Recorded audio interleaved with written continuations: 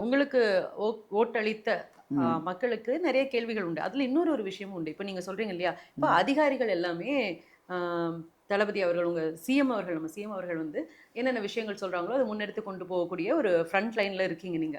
ஆனா, ம். உங்களுடைய அந்த செயல்பாடுகள் அல்லது நீங்க சொல்லக்கூடிய இந்த திட்டங்கள் எல்லாமே அ கிரவுண்டுக்கு போய் சேரணும் அப்படிங்கும்போது, அங்க அதிகாரிகள் மெயினான ரோல் ப்ளே பண்றாங்க. இப்ப ம். நீங்க ஃபர்ஸ்ட் டைமர்.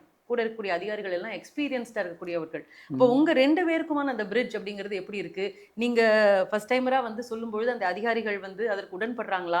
அந்த ம். மியூச்சுவல் அண்டர்ஸ்டாண்டிங்கிறது எப்படி இருக்கு சார்? இல்ல மெயினா என்னன்னா, ஒரு நிகழ்வ வந்து நாங்களே களத்தில போறோம். இப்ப நாங்க எம்எல்ஏ என்ற அடிப்படை இல்லாம, ஒரு சாதாரண ஏன்னா இப்ப எங்கள வந்து இன்னைக்கு தளபதி அவர்கள் வாய்ப்பு குடுத்துருக்காங்க. மக்கள் எனக்கு வாய்ப்பு குடுத்துருக்காங்க. அதனால தான் இன்னைக்கு நான் இந்த இடத்துல உட்கார்ந்துருக்கேன். நாங்க என்ன பண்றோம், கள ஆய்வு டைரக்ட்டா நாங்களே போறோம். இப்போ ஒரு ஊர்ல ஒரு பிரச்சனை, தெருவுல ஒரு லைட்டு எரியலனா கூட, ஒரு எம்எல்ஏ போய் ஆய்வு பண்ற நிலை இன்னைக்கு வந்திருக்கு.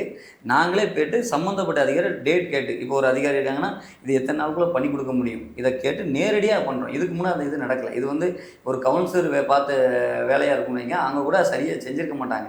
ஆனா நாங்க இப்ப எம்எல்ஏவா எல்லா இடத்துலயும் ஆய்வு பண்றோம். இப்போ ஒரு அதுவும் மக்களோட தனிப்பட்ட முறை. இப்போ மக்களோட கோரிக்கை இருக்கும்ல.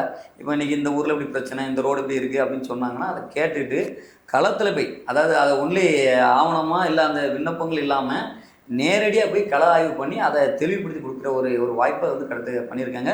இதே ஒரு ஒரு தனிப்பட்ட ஒரு இதுக்கு முன்ன இருந்த அரசியல் களத்தோட இது மாற்று அரசியல் களமா இருக்கு. இதனால கட்டாயம் இது என்னாகும், அந்த பழைய நிலை மாறி மக்களோட வளர்ச்சிக்கான நோக்கி இந்த நம்ம இப்ப அதிகாரியா இருக்கட்டும், நாங்கலாம் எல்லாம் ஒன்று சேர்ந்து அத செயல்படுத்துவோம்.